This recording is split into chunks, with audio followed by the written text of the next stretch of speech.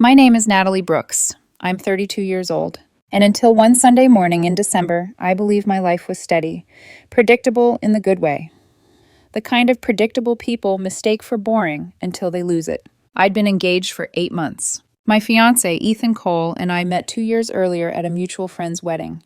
One of those late summer ceremonies where everyone's a little drunk, a little hopeful, and pretending the future is simple. Ethan had been charming from the start. Calm, thoughtful, the kind of man who listened when you spoke and remembered details later. He made stability feel romantic. We moved in together after a year. I proposed the engagement timeline. He proposed on a beach weekend last April. I cried. I said yes. I posted it everywhere. Venue booked, deposits paid, June wedding. Everything was moving forward. Ethan had an ex-girlfriend, Lauren Pierce. They'd dated for 3 years in his 20s. According to him, she cheated. He left. End of story. Or so I thought. 3 months ago, while we were watching TV, he mentioned it casually. Lauren's back in this city, he said. She reached out, wants to apologize. I muted the TV. You're going to meet her? Just coffee, he said. Closure. I trusted him. Or maybe I trusted the version of myself who believed trust was maturity. The coffee became weekly, then twice a week. He told me about it the way people talk about errands. She's struggling. She values my advice. She's changed. I noticed other things. Texts during dinner. Smiles that didn't belong to me anymore. Better clothes on coffee days. I told myself not to overreact. 2 weeks ago, he mentioned Lauren got promoted.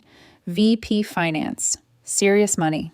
He watched my reaction closely. Then came Christmas brunch. His parents' house, long table, cinnamon rolls, family noise. And then Ethan smiled. My ex proposed yesterday, he said. I said yes. The room went quiet. I nodded once. All right. And in that moment, he didn't realize he wasn't announcing a choice. He was triggering a consequence. For a few seconds after I walked out into the backyard, I couldn't tell what was louder, Ethan's words echoing in my head, or the blood pounding behind my ears, like my body was trying to warn me.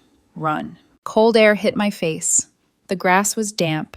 Christmas lights blinked through the kitchen window, cheerful and stupid, like they didn't know a life was collapsing inside. I stood near the patio table, palms pressed flat against the edge, staring at nothing. Behind me, the sliding door opened. Ethan's father, Robert Cole, stepped outside. He was still wearing his holiday nice sweater, but his face looked older than it had an hour ago, like shame had weight and it had just dropped onto his shoulders. Natalie, he said quietly, I don't know what that was.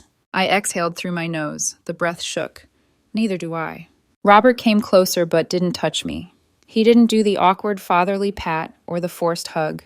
He just stood beside me, like he didn't want to crowd me, but also didn't want me to feel alone in it. That's not right, he said again, firmer now. What he did in there, in front of everyone. I looked toward the house. Through the glass, I could see his wife frozen in that strained hostess posture, smile pasted on, eyes sharp. I could see Ethan's sister, Maya, with a hand over her mouth, like she was trying to stop something ugly from escaping. And Ethan still sitting at the table as if he'd announced a promotion, not a betrayal. He said it like it was good news, I whispered. Robert's jaw tightened. He's always been... He stopped, like the word he wanted was too blunt to say out loud. Then he tried again. He's always needed options. Options. That word sank into me in a way I didn't like, because it felt accurate. It felt like the ugly truth hiding under every "don't worry" Ethan had ever told me. Robert cleared his throat. What are you going to do? I stared at the lawn, the hedge line, the neighbor's fence. Anything but the window. I'm going to handle it, I said, and my voice sounded calmer than I felt. How? Now I looked at him. I didn't say it dramatically. I didn't threaten. I didn't puff my chest. I just stated a fact the way I stated facts at work. I work in corporate consulting, I said. I know people, including people at her company. Robert's eyebrows lifted slightly. You know where she works? He told me, I said, 2 weeks ago. Like he was proud of her. Like he wanted me to feel, what? Impressed? Small? Robert was silent. A long, careful silence. Then, Natalie, don't, I said, before he could try to talk me out of my own spine. I'm not going to scream at him in front of his mother. I'm not going to throw a cinnamon roll across the dining room. I'm not going to beg someone to pick me. Robert swallowed. You're going to report her? I'm going to inform the right people, I corrected. What they do with it is up to them. He looked like he wanted to argue. Then his expression shifted, slow understanding, like he'd finally accepted the kind of man his son could be when no one was watching. "That's harsh," he murmured. "So is announcing you accepted another woman's proposal while you're still engaged," I said, and that was the first moment Robert didn't look shocked. He looked resigned. He nodded once. Fair enough. The sliding door opened again. Ethan's mother called out something. My name, soft and pleading, trying to patch the situation like it was a tear in fabric. I didn't answer, because in my chest something had clicked. Not broken, clicked, like a lock turning. I went back inside. The dining room felt too warm now, too close. Everyone's eyes snapped toward me like I'd returned from the dead. Ethan's smile faltered, just slightly, like he'd expected me to cry in the backyard until I was weak enough to be guided back into the life he still wanted to keep. "Where are you going?" he asked, confusion already coating his voice like I'd done something unreasonable by leaving. I grabbed my coat from the chair. "Home," I said. His mother stood up. "Sweetheart, please." "You stay," I told Ethan, my tone polite enough to pass for manners. "Enjoy brunch with your family. We'll talk later." Ethan blinked. "Don't be dramatic." I looked at him properly then, really looked. He wasn't scared, he wasn't ashamed. He was annoyed, as if my pain was inconvenient. "I'm not being dramatic," I said. "I'm being done." I walked out before anyone could stop me, before Ethan could follow and try to soften it with his favorite weapon, words that sounded sincere until you replayed them later. The drive home was surreal. The city looked normal. Stores played carols. Couples carried wrapped gifts. The world kept moving, even though mine had been split cleanly down the middle. When I got to our apartment, the first thing I noticed was the tree in the corner. We decorated it together. Or, no, I had decorated it. Ethan had hovered with a drink and said things like, "Babe, that looks great," and let me do the work. It was blinking now. Colored lights, soft glow, the illusion of warmth. Underneath were presents, some for him, some for me, some for us.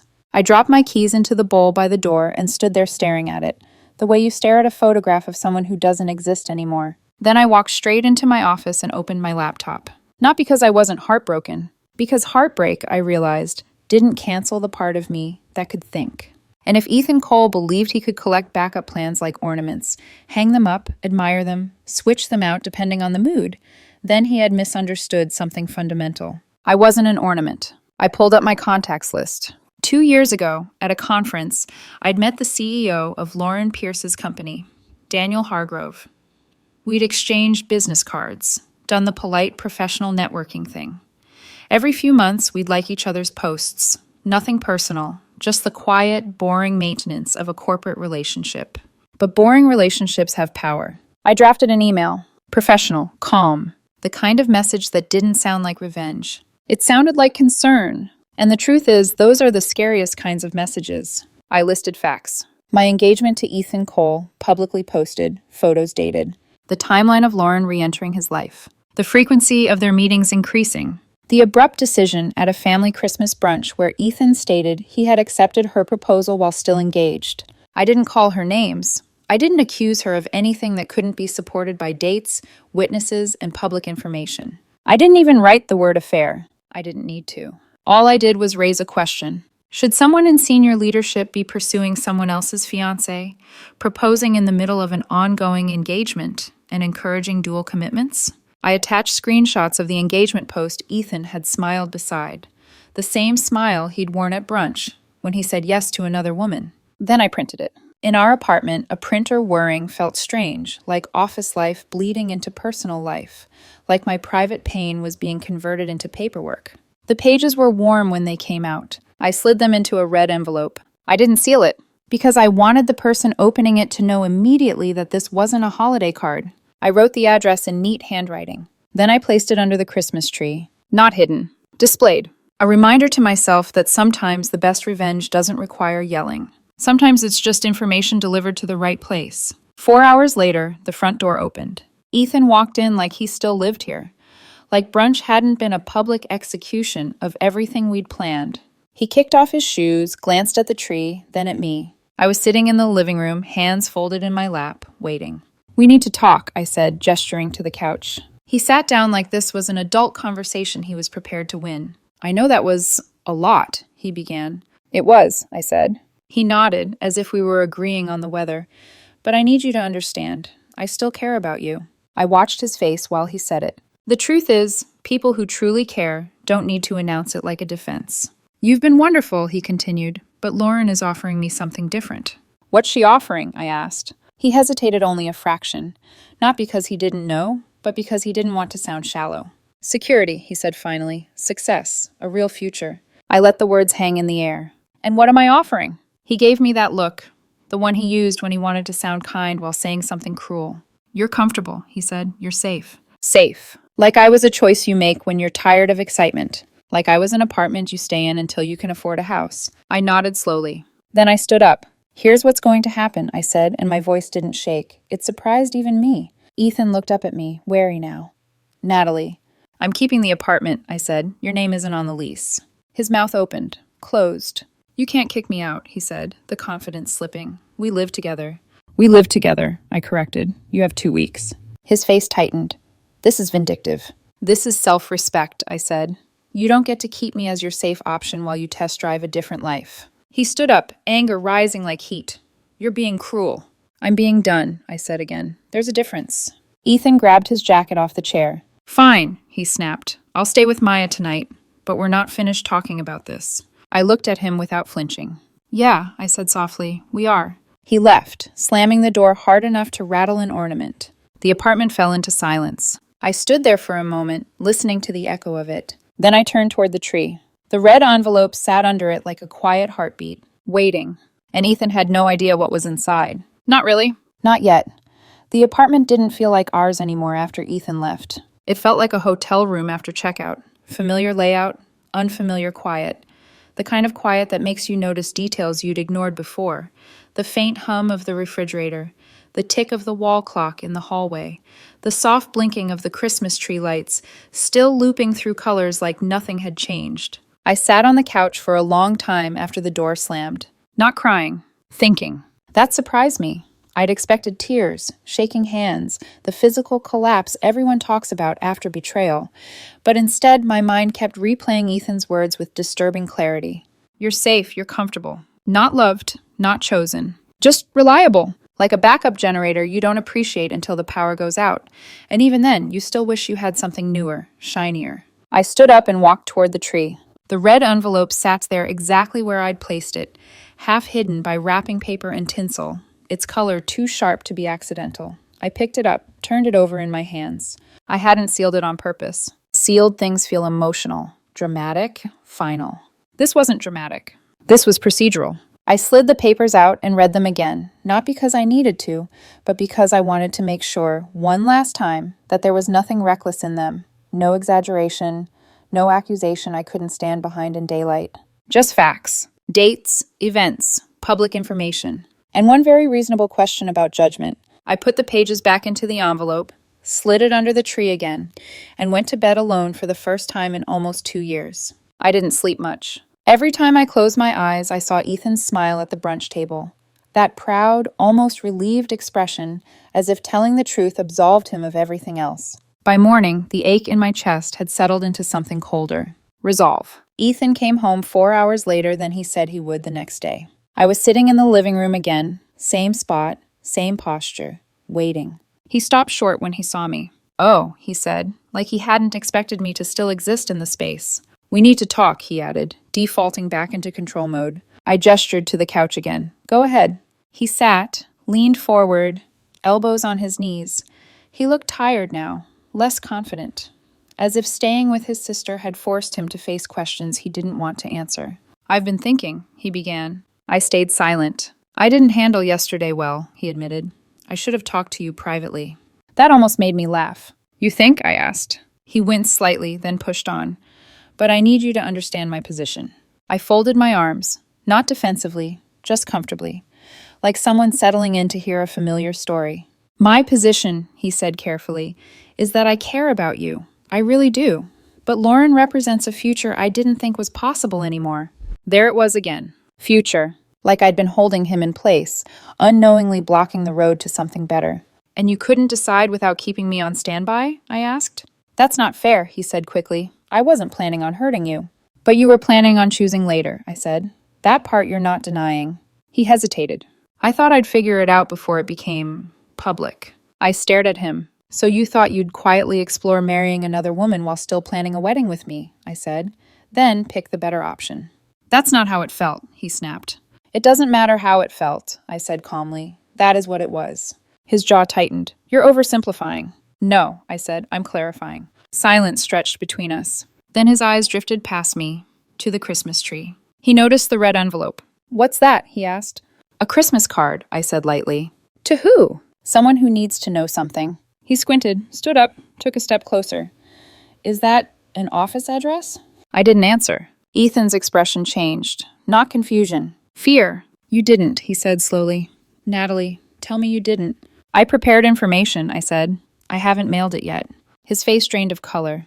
That's Lauren's company. Could be. What the hell are you doing? He demanded. You can't do that. I can, I said, and I will. You'll ruin her career, he said, voice rising. She proposed to an engaged man, I replied. At Christmas, knowing exactly what she was doing. She loves me, he shot back. She loves the idea of winning, I said. There's a difference. He grabbed the envelope off the tree before I could stop him. I didn't try. He opened it, read the first page. His hands started shaking. You can't send this, he said hoarsely. This will destroy everything. I'm not destroying anything, I said. I'm reporting concerns. What happens next isn't my decision. You're being vindictive, he accused. I'm being accurate. If you send that, he said, eyes blazing, I'll never forgive you. I met his stare, steady. I'm not asking for forgiveness, I said. I'm asking you to move out. He looked at me like he didn't recognize me. You've changed, he said.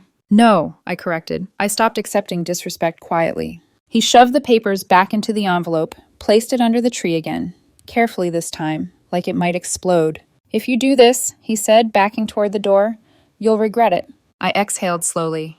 I already regret the last 8 months. Can't get much worse. He left without slamming the door this time. He left his key on the counter. I stared at it for a long moment after he was gone. Then I picked up the red envelope. On Monday morning, I mailed it. Certified mail. Signature required. The woman at the post office glanced at the address, then at me. Important? Yes, I said, very. I went to work afterward, tried to focus, failed. Every notification made my stomach jump. Every email felt heavier than it should have. By mid-afternoon, my phone rang. Unknown number. I answered. Hello? Hi, a calm voice said. I'm calling from the Ethics Compliance Department at a finance company downtown. Am I speaking with Natalie Brooks? My heart stuttered. Yes. We received your letter this morning, the voice continued. We'd like to ask you some questions if you have time. I closed my eyes. Now is fine, I said. They asked me to verify dates, to confirm the engagement, to explain how I knew the timeline was accurate. Do you have documentation? They asked. I do, I said. Photos, contracts, public posts. And you're certain she was actively pursuing him while he was engaged to you? Yes, I said. He announced accepting her proposal at a family Christmas brunch. Multiple witnesses. There was a brief pause. That's quite bold, the voice said. That's one word for it. We take matters like this seriously, they said. Thank you for bringing it to our attention. What happens now? I asked. We investigate. When the call ended, I sat there staring at my phone. It was real now. Not a threat. Not a bluff. A process. My phone buzzed almost immediately. Ethan, did you really contact her job? I typed back. I sent a letter. They contacted me. Ethan, you're destroying her life. I stared at the message for a long moment before replying. She tried to destroy mine. I just stopped staying quiet. He didn't respond. That night, Lauren called me. I hadn't expected that, but maybe I should have. We need to talk, she said, sharp and angry. No, I replied, we don't. You sent something to my company, she accused. I raised ethical concerns, I said. Whether it's about you specifically is between you and your conscience. You're trying to ruin my career. I'm trying to make sure people know who they've promoted into leadership. This is because of him, she snapped. This is because you proposed to someone else's fiancé, I said. That's not love, that's ego. If I lose my job, she warned, you'll pay for it. I let out a small, humorless laugh. Welcome to adulthood. I hung up. She called 3 more times. I didn't answer. For the first time since Christmas brunch, I slept. Not peacefully, but deeply. Because the worst part, the waiting while someone else decided my worth, was finally over. Now, whatever came next would come. Wednesday morning, I woke up before my alarm. Not from anxiety, surprisingly, but from a strange sense of anticipation, like my body knew something was already in motion whether I was awake for it or not. The apartment felt different now. Quieter, yes, but also lighter. Ethan's shoes were gone from the entryway. His mug wasn't in the sink. His charger cord no longer snaked across the couch like a claim marker. Absence can feel like grief, but it can also feel like oxygen. I was halfway through making coffee when my phone rang. Unknown number. I stared at it for a second, then answered. Hello? Good morning, Ms. Brooks, a measured voice said. This is Karen Whitfield from Ethics Compliance. We spoke briefly on Monday. My stomach tightened. Not fear exactly. Focus. Yes, I said. I remember. We're continuing our review, she said. We need to verify a few additional points, if you're available. I leaned against the counter.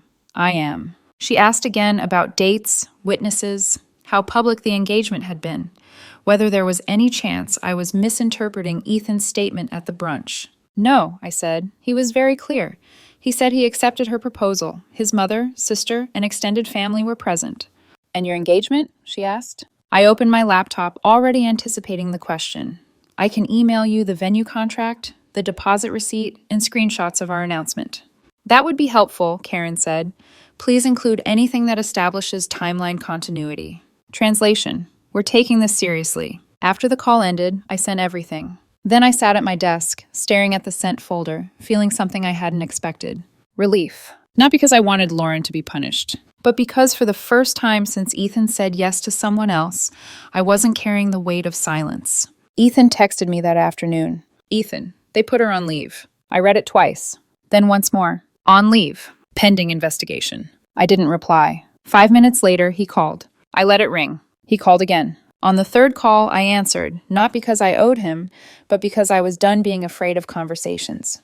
What? I said. You're happy about this, aren't you? He snapped. No, I said calmly. I'm not. She could lose everything, he said. Her job, her reputation. That's not my decision, I replied. That's her company's. You sent the letter, he accused. I told the truth, I said. There's a difference. This is on you, he insisted. You wanted revenge. I closed my eyes. I wanted respect, I said.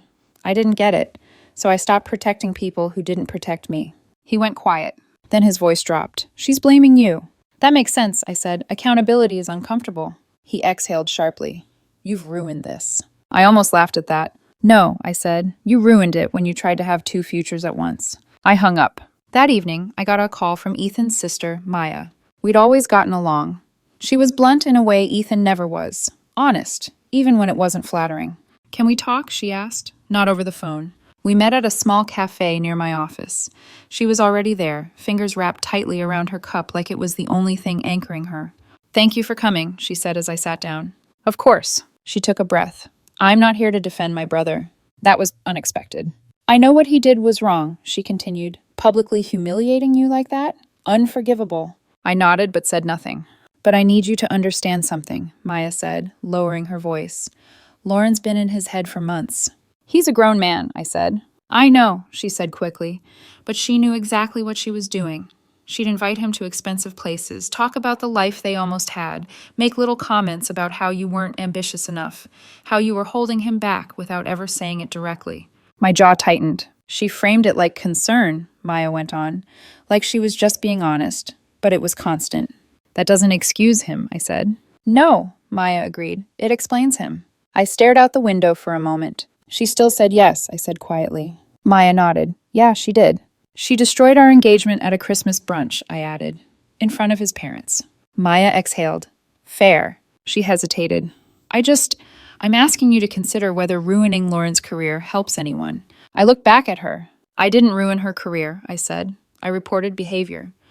What they found beyond that, that's on her. Maya was silent. You really sent it Monday morning, she said. Yes. What do you think will happen? I think they'll investigate, I said. I think they'll ask hard questions. Maybe nothing comes of it. Maybe something does. And if something does, I shrugged. Then maybe she'll learn what consequences feel like. Maya didn't argue. She's going to hate you, she said instead. She already chose someone else over me, I replied. I don't think it can get much worse. When we parted, she hugged me tightly. For what it's worth, she said into my shoulder, you didn't deserve this. No, I said, I didn't. When I got home, the apartment felt too full of ghosts. Ethan's clothes still hung in the closet. His books lined the shelves. His toiletries cluttered the bathroom counter like he might come back any second. I couldn't breathe like that. So I packed. Boxes from the storage unit. 10 of them by the time I was done. Clothes, shoes, books, everything that was his. I stacked them neatly by the door, like luggage waiting for a trip that had already been canceled. Then I texted him, "Your things are packed. Pick them up this week or I'll donate them." No response. Friday afternoon, my phone rang again. Unknown number. This time the voice was different, tighter, more cautious. "Ms. Brooks," the woman said, "I wanted to inform you that the investigation has expanded." I sat down. "Expanded how?" "We've placed Ms. Pierce on suspension pending further review." I closed my eyes. "Thank you for letting me know," I said. "We may need to speak again," she added. "Understood." When the call ended, my hands were shaking, not with guilt, but with the weight of it. This wasn't just about a proposal anymore. This was about who people really were when power and desire intersected. That night, Ethan showed up at my apartment, unannounced. He looked different, hollowed out, like the confidence he'd worn so comfortably had finally cracked. "She got suspended," he said the moment I opened the door. "I know," I replied. "She might lose everything," he repeated, like saying it enough times would make it my responsibility. "That's not on me," I said. "Yes, it is," he snapped. "You sent that letter." "I sent the truth," I said. "What they do with it is up to them." He stared at me like he didn't recognize the woman in front of him. "I thought you were better than this," he said bitterly. I crossed my arms. "I thought you were better than saying yes to 2 proposals." He flinched. "I made a mistake," he said. I tilted my head. "Which part?" He didn't answer. "Saying yes to her," I continued, "or announcing it at Christmas brunch?" Silence. "Here's the thing," I said. "You wanted options. You wanted me as the safe choice and her as the exciting one." "That's not true," he said weakly. "It is," I said. "And now one option is suspended from work, and the other one is done with you." His shoulders slumped. "I still love you," he said quietly. I shook my head. "No," I said, "you love the idea of not losing." His eyes filled with tears. "I don't know what to do." I stepped aside, gesturing to the boxes. "Take your things. Figure out your life. That's what you do." "Can we try again?" he asked, "after this calms down?" "No," I said without hesitation. "You don't get do-overs after choosing someone else." He looked at me like he wanted to argue, like he wanted to bargain. Then he bent down and picked up a box. He came back twice more. On the 3rd trip, he didn't look at me at all. I changed the locks that afternoon. New keys, new codes. Final. And for the first time since all of this began, I felt something like peace. 6 weeks passed. Not quickly, not cleanly. Time didn't rush in to fix anything. It just stretched things out long enough for the truth to finish surfacing on its own. On a gray Tuesday morning, while I was answering emails at work, my phone buzzed. Unknown number. I answered without thinking. "Ms. Brooks," a familiar voice said. "This is Karen Whitfield from Ethics Compliance." My chest tightened. Not fear, not hope. Readiness. "Yes," I said. "I wanted to inform you that the investigation has concluded." I stood up slowly and walked into an empty conference room, closing the door behind me. "Okay." She paused, professional, but not cold. "Your letter initiated the review, but I want to be clear. What followed went far beyond the situation you reported." I leaned against the table. "During the investigation," she continued, "we uncovered irregularities in Ms. Pierce's expense reports, personal purchases billed as client entertainment, a pattern going back over a year." I closed my eyes. "So?" I prompted. "She's been terminated," Karen said, "effective immediately." The words landed softly. Heavier than suspension. Heavier than leave. Terminated. "I see," I said. "This call is simply to inform you of the outcome," Karen added. "Thank you for cooperating." When the line went dead, I stayed there for a moment, alone in the quiet room, listening to the hum of the lights overhead. I didn't feel victorious. I felt finished. Ethan didn't call me. Lauren did. Once. Her voice was raw, stripped of the confidence I'd heard before. "She lost her job," she said, like I didn't already know. "Yes." "They found things," she whispered. "Things I didn't even know they'd look at."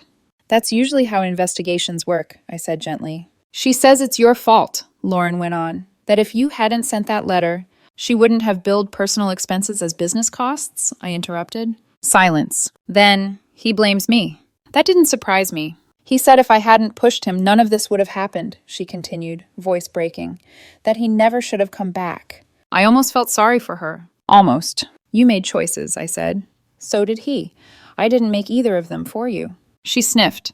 "I thought he loved me." "He loved the version of himself he felt like with you," I said. "That's not the same thing." She didn't respond.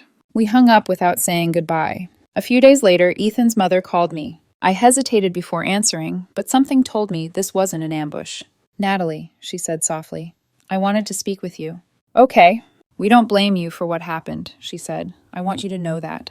I closed my eyes. She made her choices, his mother continued. And so did Ethan. We're disappointed, hurt, but we don't think you were wrong.